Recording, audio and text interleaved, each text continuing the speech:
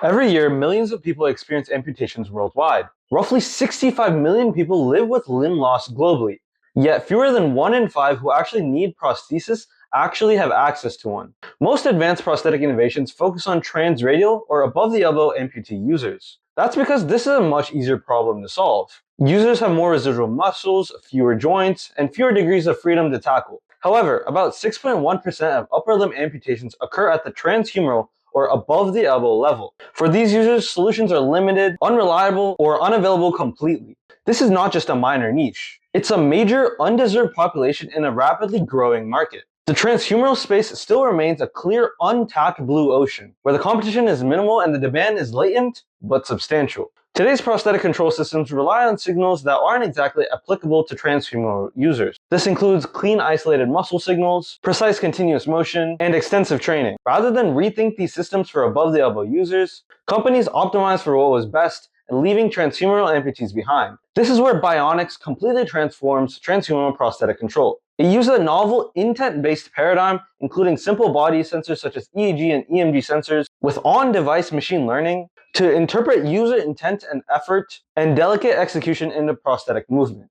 Essentially, BIONIX interprets context and intent to guide elbow and hand movements. The as-is strategy canvas shows exactly why current companies have avoided transhumeral prosthetics. Existing prosthetics compete on precision, control fidelity, and customization. These metrics work for transradial users, reflected in a $723 million upper limb market in 2023, projected to exceed $1 billion by 2030. For above-the-elbow users, however, this focus leads to high cognitive load, low reliability, and really narrow eligibility. So there's essentially 3 tiers of non-customers in this space. Users struggling with current systems, who own prosthetics but aren't able to easily use them. Users who tried and abandoned devices due to them being too complex and too hard to use. And users who were never offered those advanced options and simply weren't offered a transhumeral solution. These groups represent the latent demand, providing a clear path to capture an untapped market without tackling the red ocean that is transradial prosthetics. Here's BIONIX's ERCC framework.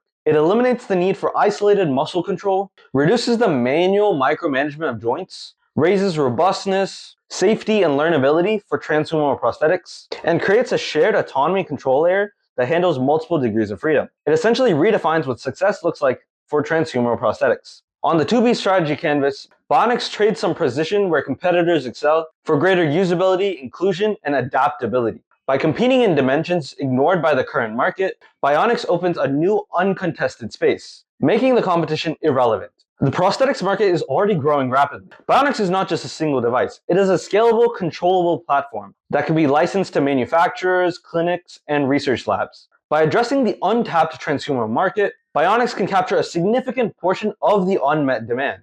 For example, if just 20% of the estimated 4 million transhumeral amputees adopt BIONIX over the next decade, revenues could exceed $500 million in platform licensing. Further, the shared control architecture allows the expansion into new prosthetic devices, ensuring sustained growth and profitability in a field untouched by competitors. BIONIX is a transhumeral-first control platform, unlocking a blue ocean market that competitors have ignored. By combining EEG and EMG sensing, on-device ML, and shared autonomous control, it enables natural and reliable movement while creating scalable business growth and profitability.